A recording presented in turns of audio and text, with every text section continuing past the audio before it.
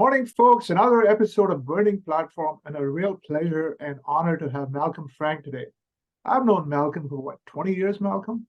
I mean, he Yep. was the lead thought leader, marketer, strategy guy at Cognizant for a long time, part of the massive growth they saw.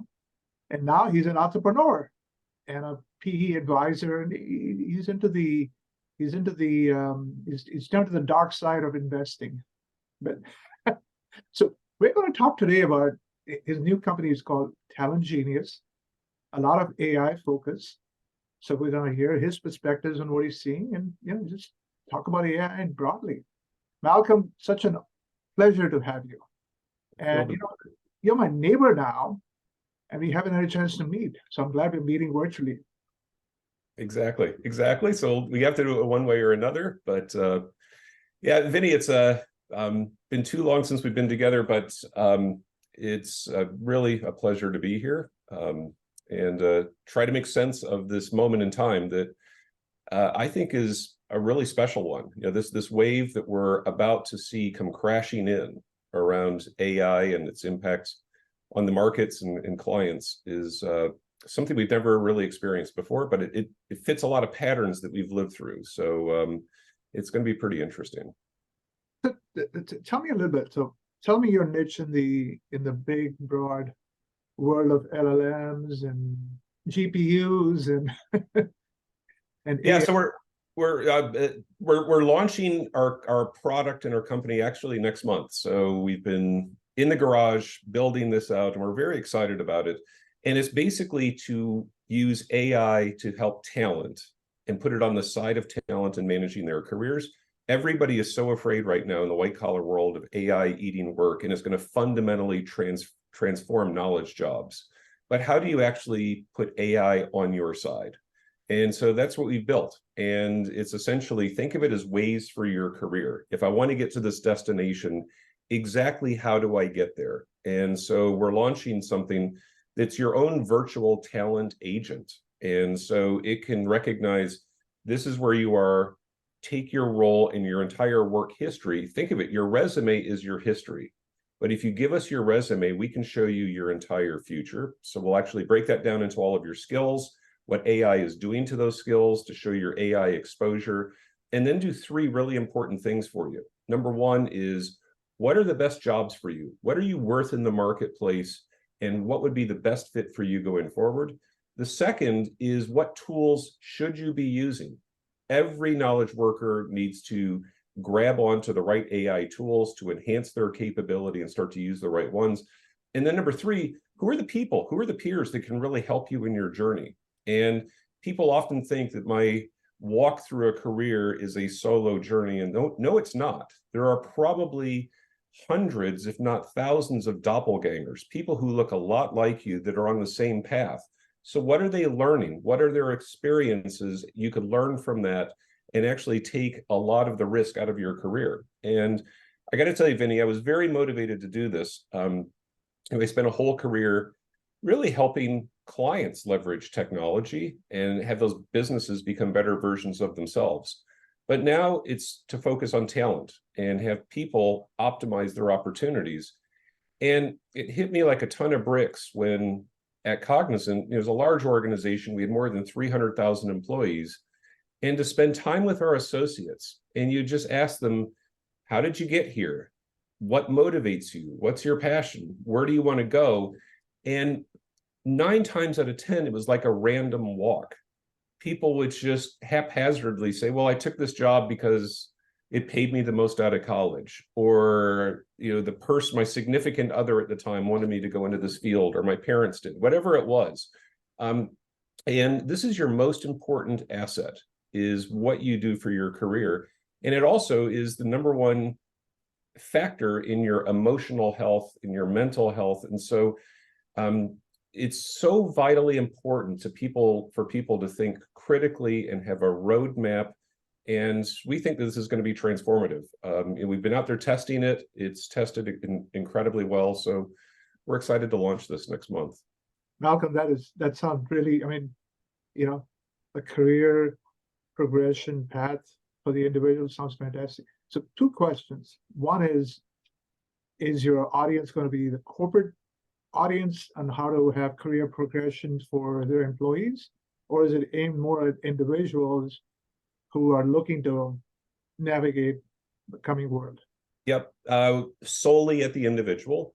Now, we think corporations will have a second order benefit from this, in that they're going to have associates who are really motivated. They're in the right spot. They know they're in the right spot, and so they will have fit with their employer. But this is all about the associate. And Vinnie, it's for folks like you and I. We will end up working at 3-4 companies over the course of our career. But if you look at those individuals in their 20s and 30s, they're going to work for 14 or 15. So, And we're also seeing, post-COVID, virtual work and the rest, contractors have exploded. And so when you look in the systems integration community, a huge proportion of their staff are contractors. And if you look in the US, there's over 30 million contractors, and that's going to double in the next 5 years to close to, to actually close to 70 million. So this is to help people manage their careers when they don't actually have the institution working with and for them. And there's a second thing that we recognized, that in many cases, HR is broken. HR is on the side of the employer and helping its journey, but to assist with associates in terms of, how do I make sense of this AI landscape? What tools do I use? What am I worth in the marketplace? They just don't have those capabilities. And so we're actually crowdsourcing that, pulling with our LLM, all of that collective knowledge, putting it in the hands of the individuals so they're empowered and they have agency on how to build their careers going forward. So this is really for the individual. But we think, if we have people in the right place and they're happy, that's going to serve their employers well as well. So the second question I had was, obviously this would be great for the IT world that you and I know pretty well. But the Bureau of Labor Statistics tracks 900 occupations, right?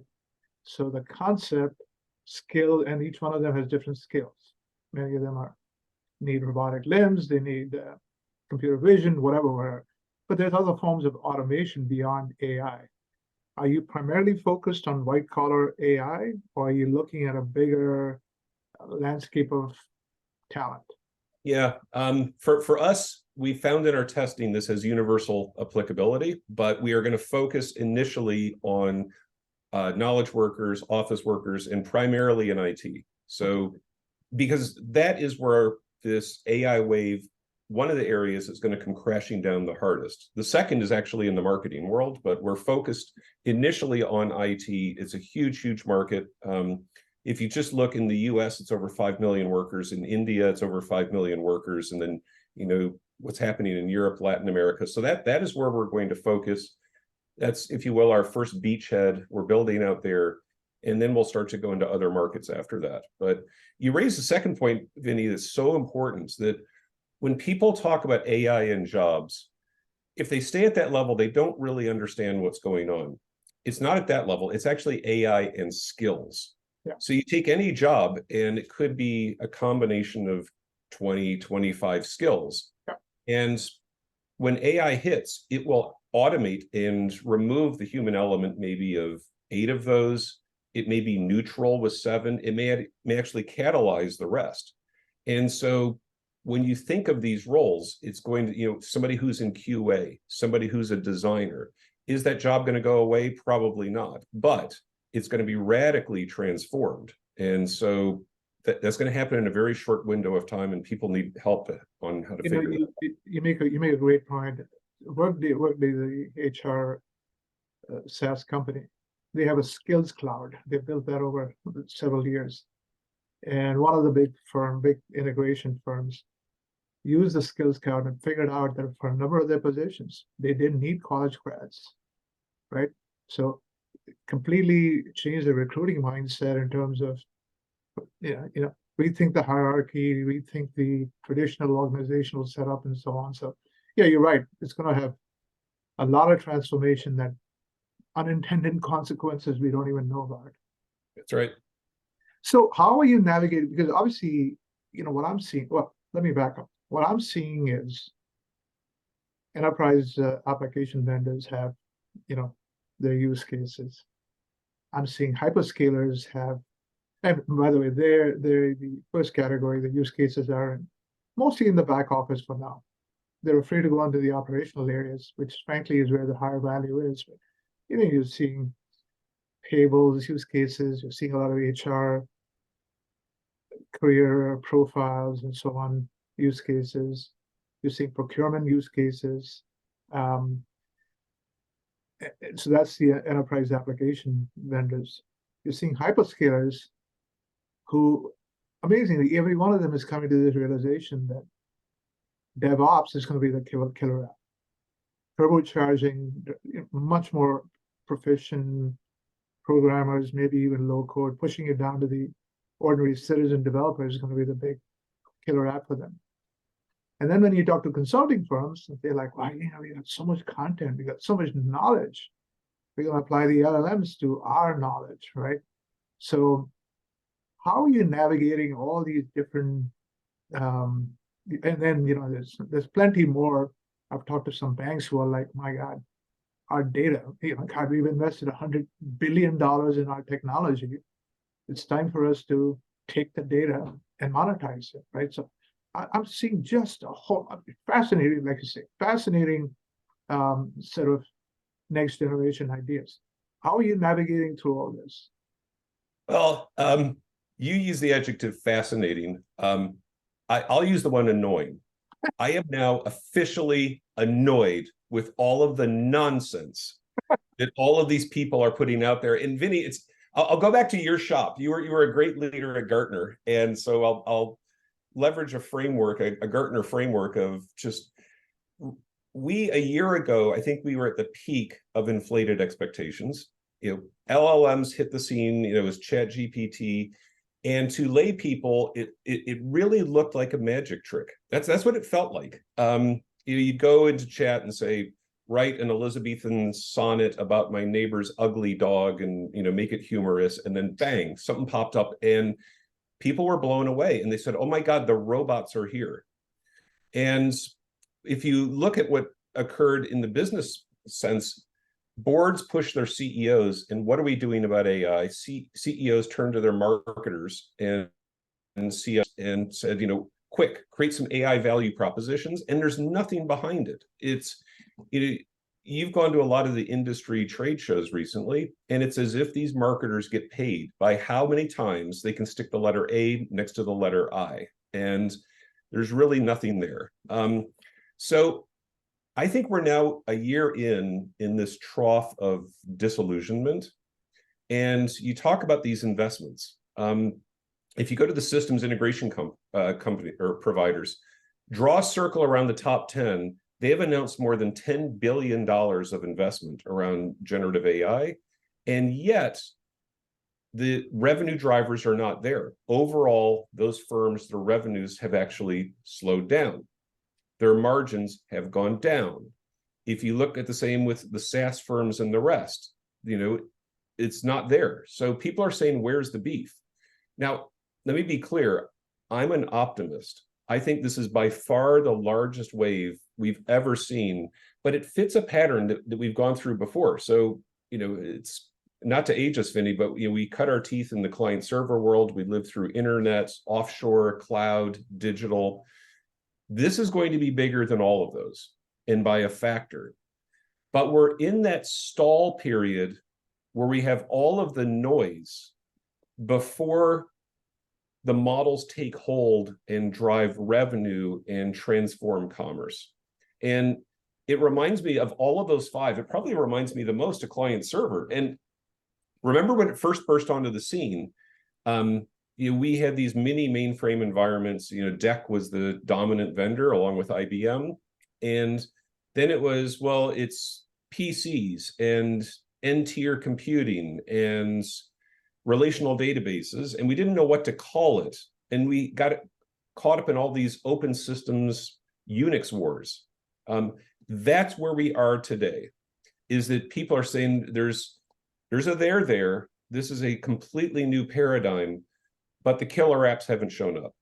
And about 5 years into that journey with client server, people were using Macs to write papers at work, or their PCs to do their home accounting or have their recipes on them. But then the killer app showed up, and ERP really became a category. And you wrote about SAP Nation. I mean, that was a phenomenon. That went through vertical liftoff. It was really remarkable to see it, but it happened in the front office with CRM, with Siebel, Vantiv, Clarify, and then ultimately Salesforce. It happened with HRM. It happened with financials. So we created all of these categories. It was the killer apps in client server. I think we're probably 6 to 12 months away from the killer apps showing up with generative AI. And people are getting their houses in order. So you're exactly right. Fortune 500s are figuring out, how do I create that digital core or that AI core? And all roads lead through data. So how do I get proprietary advantage through proprietary data? And firm after firm is just trying to get their data house in order, running their own LLMs against that, so that they can create completely new value propositions. So I think we're not that far off, but people just need to slow down a little Malcolm, the funny thing is, when I mentioned to a lot of vendors that I think you're going to have to monetize data, you'll have to pay some customers for data, they laugh. They actually laugh. They, oh, we got plenty of data. I go, no, you don't, guys. You don't have squat for operational data. Yep. Right? But it just seems like there's a lot of focus, and as somebody said, we seem to find safe areas to always try new technology, and finance and HR are always safe areas, but that doesn't mean that's high value, right? So no, and so you're onto the most important point here, is that I think there's this narcissism in our industry, because it's had such growth and such success over the last couple of decades. But if you take a step back, we're still nerds that are tucked into a small portion of the P&L, meaning we're just spending a lot of time in SG&A. And so, yes, you can make HR more efficient, you can make finance more efficient, but Coke isn't going to beat Pepsi because it's got better HR systems. That's just not going to happen. So here is, to me, the big shift that we're about to go through is that AI, generative AI, is all about cost of goods sold. And so instead of being that small 2 to 3% of the P&L, it's going to be 40, 50% of the P&L. It's a much, much larger market. And to put that in perspective, the Fortune 500 collectively spends about $2 trillion on IT, but they spend $22 trillion on cost of goods sold. And so that is, how do you transform the product through AI? So what is going to be the AI-enabled, I don't know, automobile? Or what is the AI-enabled experience in a services organization? That, Vinnie, is so bespoke, and it is so central to that company's charter that they would be nuts to share that data with anybody else. So yes, you make another point, which is, to me, somebody asked me, what's the killer app for generative AI? That's why I can tell you all the 5 big categories. But to me, an unintended consequence is going to be previous generations of ML, predictive maintenance, demand forecasting is seeing a resurgence, because now people are realizing we have many new data streams we didn't have, right?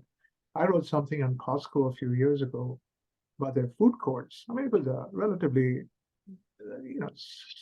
simple demand forecasting thing, but they were making it more and more sophisticated by adding weather data, event data, even gas price data, because what they found was, if the price is about 20 to 25 cents cheaper than the local competition, people will actually drive there. And once they drive there, they're going to go into the store, right? So the demand, the data streams that are available to companies now compared to 5 years ago have grown exponentially. So people are saying, let's make demand forecasting more sophisticated. Let's make planned maintenance more, not planned, predictive maintenance much more sophisticated, right? I was with some railroad executives recently, and you look at the heat and sound sensors they have on thousands of miles of tracks. They can tell, hey, this ball bearing on this wheel is likely to fail. I mean, they pay a lot of money for preventing unplanned maintenance. So it goes back to your cost of goods sold. Operational cost management is going to be huge. Exactly. Well, you may have seen BMW just introduce this a couple of weeks ago. It's predictive maintenance for consumers. And so they'll instrument the entire car, watch how it's being driven, the conditions in which it's driven, and it can provide the predictive maintenance, which is better for maybe it's not better for the dealer's service bay and their revenues, but so you're starting to see this. But when you look at that example, it's very different than what we've seen in the SaaS world, that the SaaS world went after these huge horizontal opportunities where maybe you did get value in the sharing of that data. But BMW, if they crack the code on that, the last thing they're in the world they would conceive of is giving that information to Lexus or Audi or anybody else. Let's go back to, so when you look at the overall value being created right now, so put your PE and investor hat. Somebody said the only people who are making money right now are the hyperscalers and the NVIDIAs, right? So the infrastructure side. They said even the LLMs are losing money at this point. They said everybody else is just dabbling. What are you seeing? Seeing exactly the same thing, but that gets back to where we are in this journey. Right. So it does start with the infrastructure side of things, and just say it out loud. It's more data generated, more CPU, more value to the hyperscalers, and obviously with NVIDIA and what's occurring there. I think the secondary, Vinnie, where it's going to go is around the global systems integrators. And I say that for two reasons. Number one is nowhere is the motivation to get generative AI right more intense than in that community. They all have been trying to break through this, what I call a 40-20-20 business model for the last 40 years. It's if a Martian showed up and looked at the P&L of Accenture today, vis-a-vis where it was when they were Andersen Consulting, they go, well, yeah, the numbers are bigger, but it's still the same business model. And so there's an irony that these firms that all talk about you're about to get Amazon, you're about to get Ubered, have had exactly the same financial model for decades, regardless of how much they offshored, regardless of digital, so forth and so on. I think that's about to change. And the line is going to be redrawn between what software can do and what humans need to do, how that manifests in the pyramid. And so the $64,000 question is going to be, what do those firms do in terms of those increased margins? Do they harvest them, or do they pass them to the customer? And I think it's probably going to be the latter, because there's a price elasticity here, meaning if you go back 100 years, when industrial automation hit three categories at the same rate. So it's weird to say this, but there were ice cutters. It used to be a huge industry in the US where they would get ice, off lakes in New Hampshire and New York and put them on boats and send them all over the place. The refrigerator came, and that obviously just went to zero. Then there were farmers, and we had tractors and combines and all the rest. Vinnie, 100 years ago, farming was 40% of the US workforce. Mm-hmm. Today it's 1%. Mm-hmm. Because the output was, now let's not get into what Americans eat, but the output was basically constant, but it was just made so much more efficient. But then you get to Teamsters. It's funny we call truckers Teamsters because they used to have the horses, but that exploded. So even though you went from a horse to a tractor trailer and the productivity just shot through the roof 50-fold, but it opened up suburbia, it opened up, as you were describing, big box retail, it just created all sorts of new markets. And so the price elasticity made the pie much, much bigger. So getting back to the systems integration community, having spent so much time there, my theory of the case is that you're going to see an explosion of the number of projects that clients are going to fund, because where they used to have $10 million for one initiative, well, heck, let's launch 6 initiatives against that. Let's launch 7. And so I think that that's going to be a boon to the DevOps world. Every developer needs to be AI enabled and become hyper productive with code assistants and code generators, but it's going to change the game. So Malcolm, this is something. Automation's been a dirty word in that industry, right? Because even before Gen AI came along, I'd say, guys, we've done 1 million ERP projects. Every ERP project has test scripts. Every ERP project has parameter configurations, training, and so on. Why aren't you automating some of that, right? That's and right. It would always be yeah, but never really. It seems like the culture of the firm is so driven by, hey, I need a pyramid. I need the power that comes from having 400 people report to me. How do you change that culture? Or is that something they won't have a choice this time? Well, I'll tell you what, this is why I have such admiration for Accenture, because they are the only company in that sector that's been a curve jumper, that's gone from, client server actually built what we know as Accenture. That was a lot of SAP and Siebel. But then they made it into internet, and then they made it into global delivery, and then they became a leader in digital, and now they're starting to do the same with generative AI. But Vinnie, outside of that, you see a lot of firms that are one-trick ponies, that they sort of come and go around one of those major waves, and they struggle to get to the next one. And it's precisely what you described, is that you get, I think of it as like the brass wall. This is a problem with police forces, that you would have the mayor's office from the top would say we need to change things, and the younger officers want to change things. But those that have been in place and have tenure, if you will, they've been in place for 20 years and they got there through a certain paradigm, they don't want to change. And that is a huge problem in these services organizations. So the question is, particularly one of the hardest entities in the world to change is a publicly traded services firm. So do you have the leadership and the courage to go to the investment community and your clients and your employees and say, hey, this model we have, we need to move it over there. And it's going to take a couple of years, but we're going to get there. Or is the push going to come from the buy side? The push is going to come from the buy side. And what happens is the buy side invariably says, I'm fed up with you, I'm going with somebody else. And you start to get these young firms that just go through 50, 60, 70% growth, and they're just, a bolt out of the blue.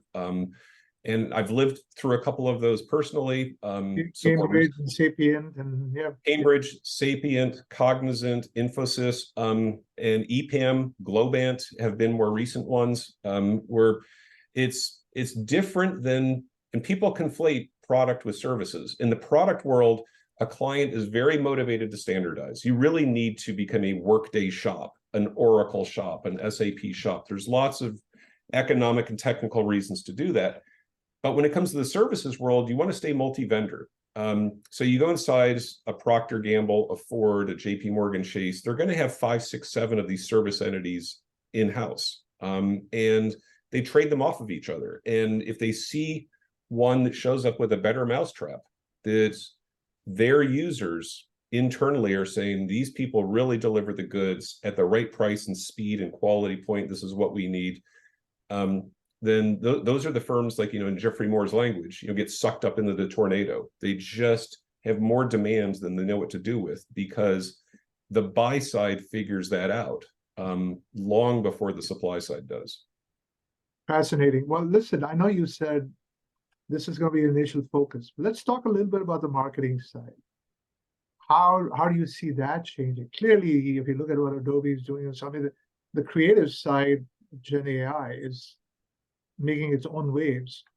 Where do you see the marketing side evolving?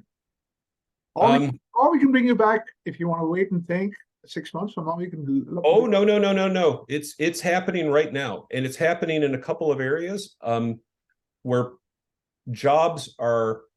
these are jobs that are being eaten by AI today. These jobs are effed.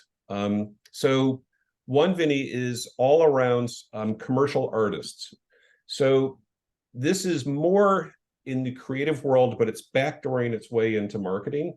So these are people, if you go to a movie and you watch the credits at the end, if you sit through the credits and it's 10 minutes long, 90% of those people are commercial artists. They're the ones who did the CGI, all the effects, all the backgrounds, all the rest. And the rest are extras. Exactly. The Exactly. body, Exactly. the stuntman. But all of that is going to software. So when you look at what's happening with Midjourney and the rest, those jobs are radically going away. And a lot of the Hollywood strike was about that issue. So that's one area. The second is if you look at copy editors. So if you and I were beat reporters and we're writing a story, that would go to the news desk and some grumpy editor would go through it. That now is being done by software real time as we write the story. And so that copy editing is now being eaten away. And you look at firms like Jasper AI and others that are very, very good at that. And that is moving incredibly fast. And so when at the organizational level, how is that going to change digital agencies? I think it's going to change them radically. And similar to what may happen to IT outsourcing and systems integration. 100%. Because if you're a CMO in one of these firms, you would have some operational problems, and often, Vinnie, this is the stuff that would just drive you nuts. It would just drive you to hard liquor. And you would start with, what is our voice? What's resonating in the marketplace?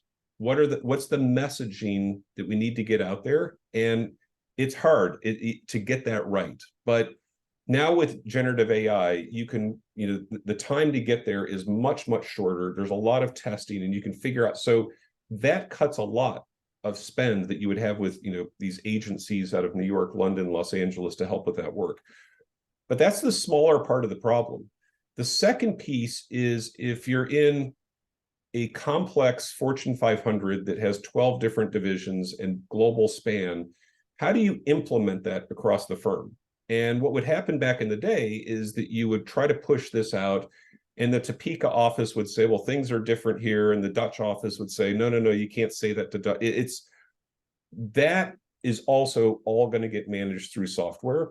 So getting it right, getting it consistent, pushing it through the system, and then having a feedback loop of what's resonating. So it's interesting, just how you were talking about something as simple as selling hot dogs at Costco. There's so much that goes into that. You're going to have that real-time feedback loop occurring with this marketing messaging as well. And so you just figure out what works, push it through the system, and you get this loop that may have taken you in a really well-managed marketing shop a quarter to do that. Through software, you could probably do that in a day. And that is really, really transformative. It's funny, Francisco, must have been 6 or 7 years ago, was talking about global brand management. And he showed me a brand book for, I think it was Coca-Cola. It was like hundreds of pages of individual logos and taglines and so on. You're right. That could be automated, huge efficiencies. Yep. While we're talking globalization, I've been, one of my research areas is all around global markets. And I'm hearing a lot of lip talk about, hey, the world is deglobalizing. The world is de-dollarizing. Germany is deindustrializing. I'm seeing a completely different world. I'm seeing a reglobalization with different players. But it's not like it's completely dying. But what are you seeing?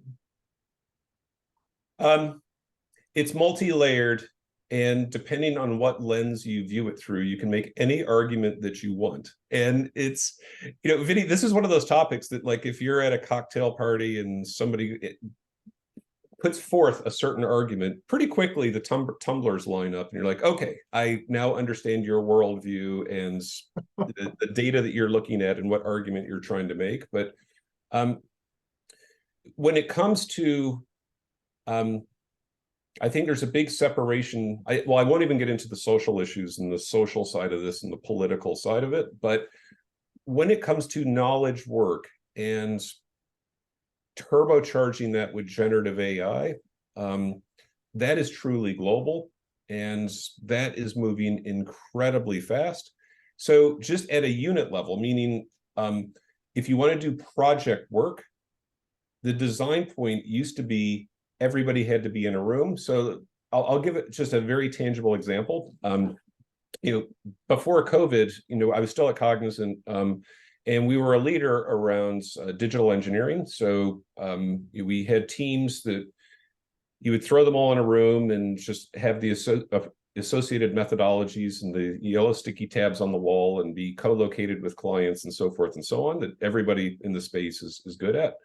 COVID shows up, everybody goes home, they go to their apartments, Zoom worked, the methods worked, and we had this virtual approach that pretty quickly all of us, meaning on the supply side and the client side, were pleasantly surprised this is really working.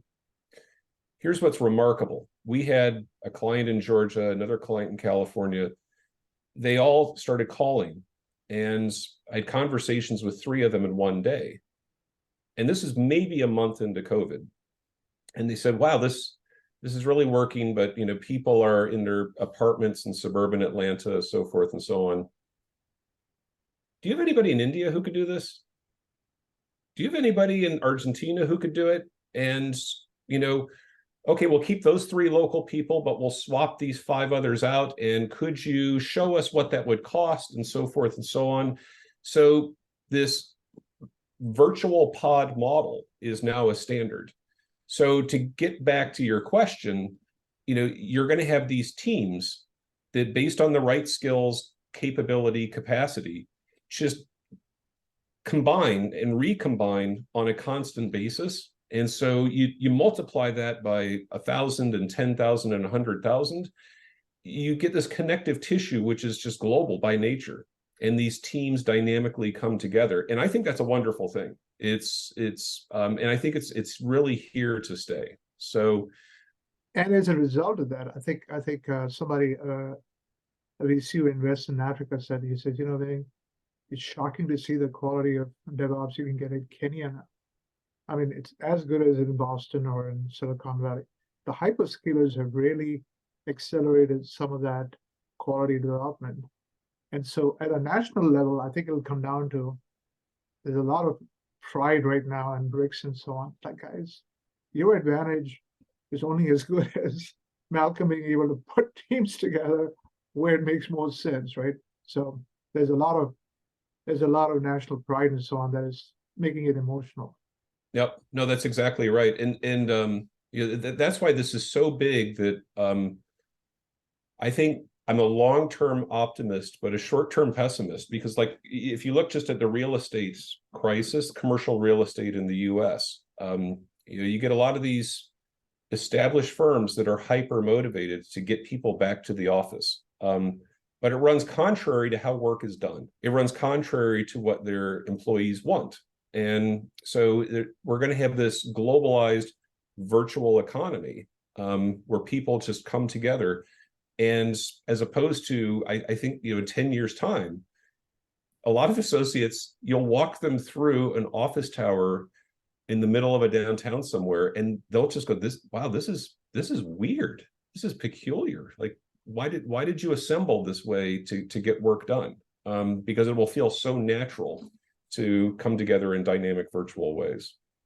Well, Malcolm, you just sound so pessimistic. I'm just kidding. Any final thoughts?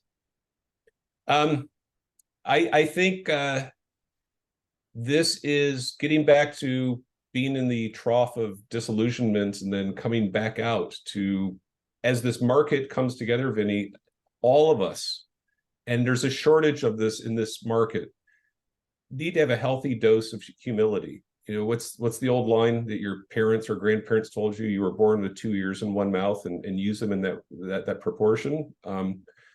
We need to pay attention to the patterns. We need to see how things are coming together and how markets emerge, and then go after those pretty quickly. So it's going to be a really fun time. This is a renaissance, and mid long term, I think it's going to create entirely new markets. I think it's going to be a huge driver of productivity, which is going to be good for the economy. But where I get a little bit pessimistic is it's going to sort out labor in terms of those who are able to think abstractly and think systemically, people who are educated in that and become facile with the tools are going to be really rewarded. But then those, and this is where I get depressed about our educational system, for example, in the US, who don't have those abilities are just going to be locked out of this new economy. So is the faster that we can get out of our own way in terms of education policy and funding, so forth and so on, the better, because this is really taking off and we're just at the dawn of it. Malcolm, I need to bring you back every few months. This is, like you say, this is a constantly evolving market. And I'll have 10 more use cases for you, and you can say it's even more annoying. And no, but what we're going to say is 7 of those are annoying because it's just marketing departments trying to foist them on us. But we're going to point to 3 of them and go, holy smokes, those are real. And that's the future, and that's exciting.